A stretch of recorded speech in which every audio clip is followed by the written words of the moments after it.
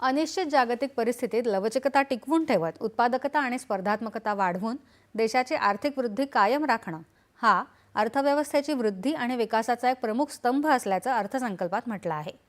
या अंतर्गत धोरणात्मक आणि आघाडीच्या 7 क्षेत्रांमध्ये उत्पादन क्षमता वाढवण्यासाठी निरनिराळे प्रस्ताव मांडण्यात आले आहेत। या अर्थसंकल्पात माहिती तंत्रज्ञान आणि दूरसंचार क्षेत्रासाठी 74,560 कोटी रुपयांची तर उद्योग आणि वाणिज्य क्षेत्रासाठी 70,296 कोटी रुपयांची तरतूद करण्यात आली आहे। ज्ञान, तंत्रज्ञान आणि नवोन्मेष यांच्या सहाय्यानं आरोग्य क्षेत्रात प्रगती करण्याच्या उद्देशानं औषध निर्माण शक्ती प्रकल्प उपयुक्त ठरणार आहे। भारताला जागतिक औषध निर्माण केंद्र म्हणून विकसित करण्यासाठी येत्या 5 वर्षात 10,000 कोटी रुपयांच्या गुंतवणुकीसह औषध निर्माण शक्ती योजना अंमलात आणली जाणार आहे। यामुळे देशांतर्गत जीवशास्त्र आणि जैव तत्सम उत्पादनांच्या निर्मितीला गती मिळेल। त्यासाठी 3 नवीन राष्ट्रीय औषध निर्माण शिक्षण आणि संशोधन संस्थांची निर्मिती केली जाईल, तसंच सध्याच्या 7 संस्थांचं अद्ययावतीकरण केलं जाईल। याशिवाय देशात 1,000 मान्यताप्राप्त भारतीय क्लिनिकल चाचणी केंद्रही उभारली जातील।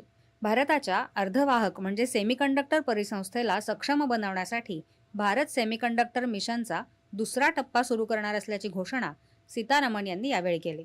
या संदर्भात तंत्रज्ञान आणि कुशल मनुष्यबळ निर्मितीसाठी उद्योग केंद्रित संशोधन आणि प्रशिक्षण केंद्र सुरू केले जाणार आहेत। या मिशन अंतर्गत सेमीकंडक्टर क्षेत्रासाठी आवश्यक उपकरणं आणि साधन सामग्रीची निर्मिती देशात करण्यावर भर दिला जाणार आहे। एप्रिल 2025 मध्ये 22,919 कोटी रुपये खर्चाच्या इलेक्ट्रॉनिक्स उपकरण उत्पादन मोहिमेअंतर्गत निर्धारित उद्दिष्टाच्या दुप्पट गुंतवणूक करून ही गती कायम राखण्यासाठी ही भांडवली गुंतवणूक 40,000 कोटी करण्याची घोषणा आजच्या अर्थसंकल्पात करण्यात आली। ओदिशा, केरळ, आंध्र प्रदेश आणि तामिळनाडू या खनिज समृद्ध राज्यांमध्ये समर्पित दुर्मिळ खनिज संचार मार्ग स्थापन करून खाणकाम प्रक्रिया, संशोधन आणि उत्पादन प्रक्रियेला गती देण्यासाठी केंद्र सरकार सहाय्य करेल अशी घोषणाही अर्थसंकल्पात करण्यात आली।